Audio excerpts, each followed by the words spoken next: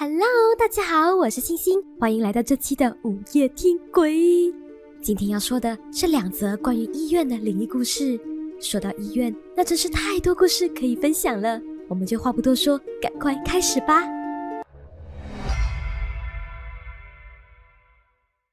很多人问我，为什么自从那次之后，我再也不敢在晚上踏进医院，甚至连路过我都会下意识地别过头去。那是因为在我23岁那年，发生了一段我永远无法忘记的经历。记得那天，我的大哥在工地工作的时候，由于机器故障导致的意外，让他的腿受了很重的伤，急需住院治疗。作为家中最小的，我当时是自告奋勇的说要来医院陪床。现在回想起来，真的是超级后悔。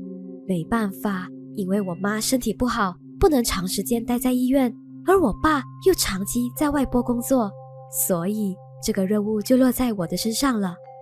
说实话，一开始我还觉得没什么的，白天有护士医生进进出出，我有时还会跟其他病人的家属聊天，时间过得其实还挺快的。但到了晚上，尤其是探病时间结束之后，整个医院的气氛就截然不同了。病房外走廊的灯光会变得比较昏暗，脚步声在空荡荡的走廊里还会产生回音。不止如此，我偶尔还会听到一些病房里面传来的呻吟声和医疗器械发出的哔哔声。那种气氛就是会让人感觉没来由的空虚和隔离。而事情就发生在我哥住院第7天的晚上。我记得那晚大约8点多，探病时间才刚结束没多久，我大哥吃完晚饭后又继续睡了。我坐在病床旁边的椅子上，也感觉昏昏欲睡。这间病房太闷了啦，空气里混杂着药水和消毒水的味道，让我有点喘不过气。于是我决定出去走走，透透气，顺便去楼下买点水果。我记得楼下有位老伯伯在卖水果的，他每天晚上都会在底楼摆摊到很晚。这家医院的结构比较特别，它有2栋楼，一栋是病房楼，就是我大哥住的那栋，另一栋是办公楼。2栋楼之间用一条长长的走廊连接起来。就这样，我走出病房，按了去2楼的电梯。晚上8点半的医院走廊果然还是空荡荡的。电梯门打开后，我探头看了一下，2楼很安静，没什么人，只有几台自动贩卖机发出嗡嗡的声音。就在我准备走出电梯时，我突然看到走廊尽头有2个人影，看上去应该是2名穿着白袍戴着口罩的医生。我看到他们推着一张病床，快速地从走廊的一边去到另一边，但因为距离有点远，他们走得也很快，所以我看不清楚他们的脸，只知道病床上似乎还铺着白布。我当时其实也没多想，毕竟这里是医院嘛，有医生推着病床也很正常啊，可能是有急诊之类的吧。我没有在2楼停留太久，接着我又继续搭电梯下楼去买水果了。买完水果后，我搭电梯准备回病房。忘了告诉你们，我哥呢的病房是在6楼。电梯停在我哥的那一层楼后，门打开了，然后我整个人就愣住了，因为我又看到了那2名医生，他们还是推着那张病床，从走廊的同一个位置，用同样的速度走向同样的方向，就好像画面在重播一样。但我记得6楼的那个方向是厕所旁边只有一个可以望出去外面的大窗户，然后就没有路了。我不敢再细想下去，深呼吸一下后，我跟自己说，一定是太累看错了。但其实这时的我心跳已经开始加速，不知道为什么突然感觉莫名的心慌。当我还在发愣时，我看到另外还有2个人正面朝我的方向走来。那是一个留着长直黑发的女人，她正牵着一个扎着马尾的小女孩，女孩手里还拿着一篮水果，从我的旁边走过。我下意识地觉得哪里不对劲，看了一下手表后，发现都已经快9点了早就过了探病时间了。这个时候他们还能进来探病吗？重点是我还注意到他们走路的样子很奇怪，不是说走的姿势怪，而是他们经过我旁边时是完全没有声音的没有脚步声，没有说话声，就连水果篮包装袋摩擦的声音都没有。他们就好像被静音了一样，从我旁边经过，走向走廊的深处。这个时候，我是真心觉得有问题了。于是，我就想赶快回到我哥的病房，至少那里还有其他人，有灯光，不会像现在这么诡异。就这样，我马上加快脚步，前面拐过一个转角，走多几步路就可以回到病房了。然而，就当我来到转角处时，眼前的画面让我整个人僵住了，因为我又看到他们了。那个长发女人，那个扎马尾的小女孩，一样拿着那篮水果，用同样的步伐正迎面朝我走来。但是你们知道吗？这是不可能的，因为这里的走廊不是一个圆圈啊，走廊有尽头，他们怎么可能才刚经过我的旁边，又再次出现在我眼前呢？此时的我停下了脚步，感觉自己的呼吸都快要停止了。我强装镇定，看着他们迎面走来后，又再次无声无息地经过了我的旁边。虽然当下的我已经开始起鸡皮疙瘩了，但强烈的好奇心让我忍不住想回头确认。而结果就是，那条长长幽暗的走廊里，一个人影也没有。此时我可以听到自己的心脏在狂跳，手也开始不自觉地发抖。我不知道自己刚才看到的是什么，难道是幻觉吗？拜托，我真的没有累到会眼花的程度好吗？当下我已经明确感觉到了一股寒意，我觉得我真的是见鬼了。于是我也不管了，我用冲的一路冲回到我哥的病房。要是继续再待在这个走廊，我觉得我会疯掉。庆幸的是，我哥的病房就在前方不远处。跑了一小段路，我几乎是整个人扑到了门上，然后用力推开了门。接着，我的脑海就一片空白了。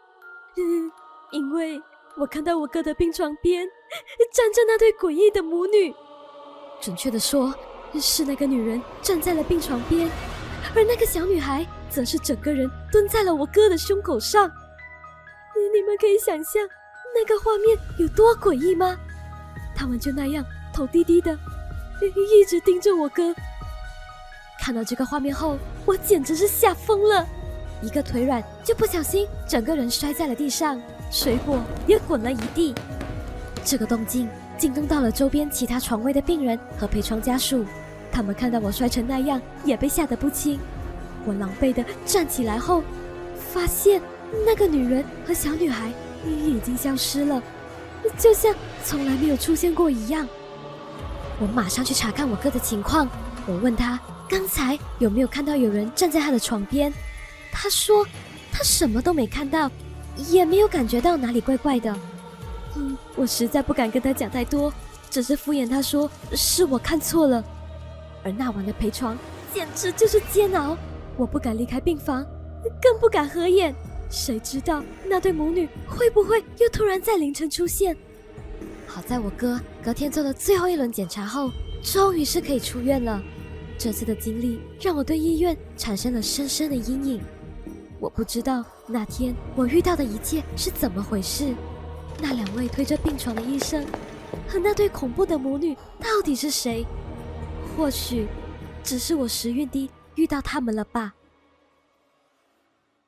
还好之后我跟我哥没有再发生奇怪的事，反正以后我绝对不会一个人在医院四处走动了，没有必要，更不会再来这家医院。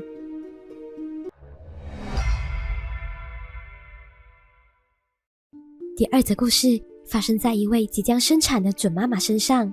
这件事发生在她进医院待产的某个深夜。到底在生死交界的医院病房里，她遇到了什么样的神秘访客呢？接下来就让星星来和大家分享她的故事吧。这是我的一段亲身经历，而这件事就发生在1年多前。当时的我怀着第3胎，因为预产期快到了，我提前住进了一家私人医院准备待产。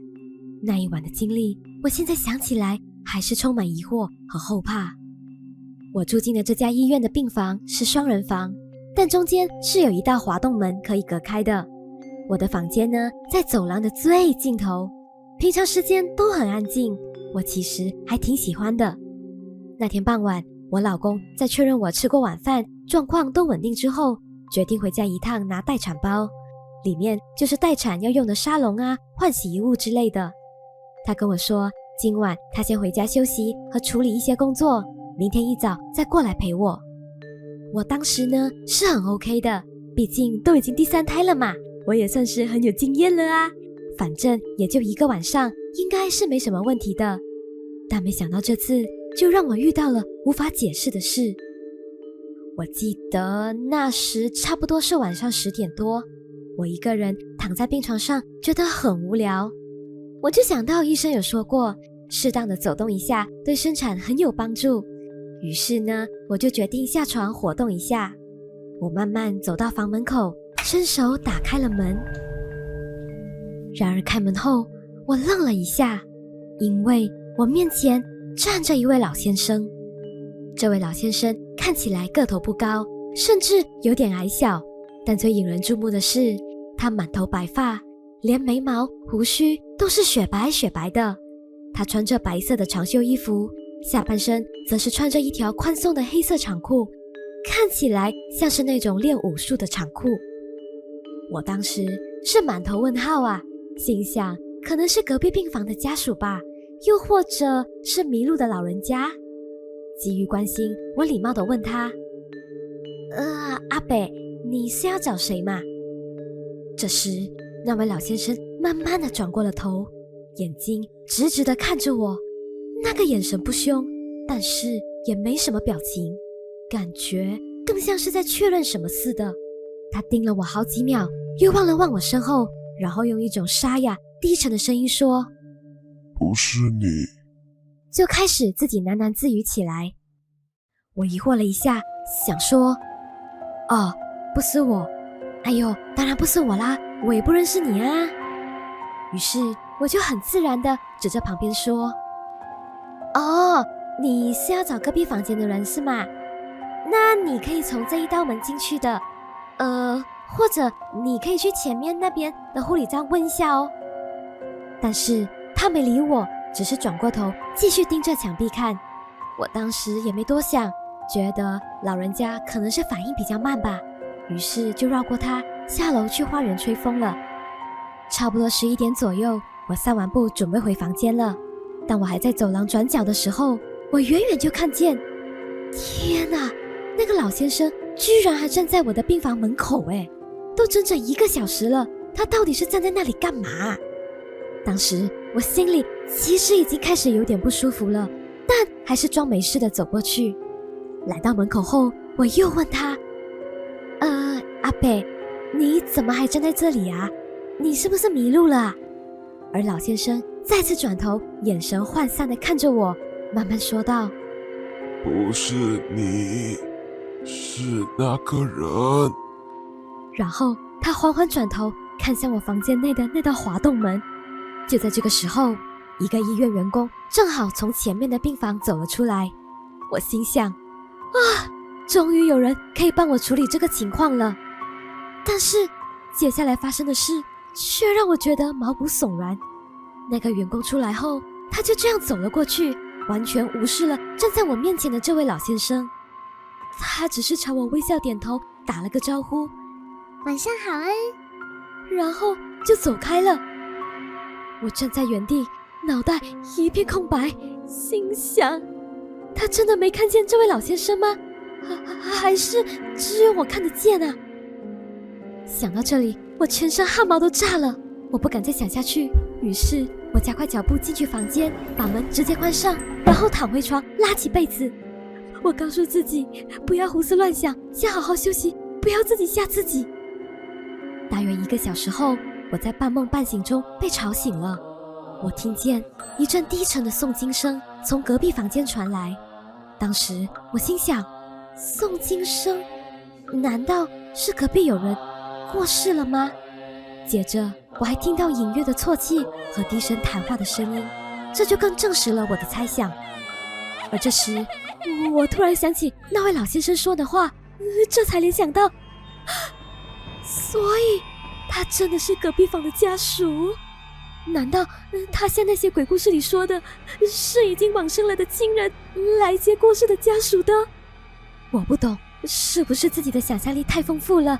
虽然害怕，但我已经睡不下了。好奇心驱使我起身，想去确认隔壁房的情况。我不敢推开那个滑动门打扰人家，想说就从外面的门看一眼就好。当我慢慢走到隔壁房门口往内望时，我彻底傻眼了。房里根本空无一人，没有家属，没有病人，甚至连那阵诵经声和谈话声都在我抵达门口的那一秒戛然而止。我僵在原地，脑袋差点转不过来。不是，隔壁房一直没人吗？不可能，怎么可能呢？那我这几晚听到的咳嗽声、脚步声，甚至仪器的声音，难道都是我的幻听吗？此时恐惧感像潮水一样涌了上来，我的手不停地发抖。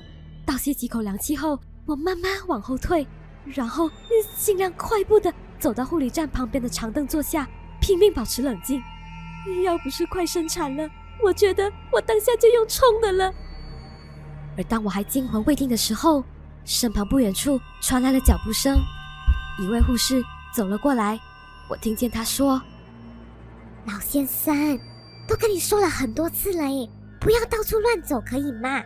不然你又要迷路了耶。”此时我立马抬头，就看见那位护士正领着不久前站在我房门口徘徊的那位老先生。我才知道，原来他根本不是什么好兄弟，而是一位患了痴呆症的病人。他们经过了我的面前，那位护士还礼貌地跟我打了声招呼。没想到的是，那位老先生看到我后，突然露出了奇怪的笑容，然后语气怪怪地跟我说道：“你是不是也看到那个人了？黑黑高高的，里面还有很多人呢。你有看到吗？你有看到吗？”我呆呆地望着他，好像能理解他在说什么。哎呦，你又看到什么了啦？那个不好意思，这位老先生他的身体不太好，打扰了。很快的，护士就急匆匆地领着他回房了。我一个人坐在椅子上，心情久久无法平复。我是一秒也不想再待在那个房间了。最后，我还是打电话给了我老公，要他立刻赶过来。事后，我也从护士们那里得到了证实，就是我隔壁的病房这几天一直都是空着的，根本没有住人。得知真相后，我实在没办法再待下去了。医院帮我换了病房，我也顺利在几天后生下了宝宝。所以，到底那几晚我听到的声音是怎么回事？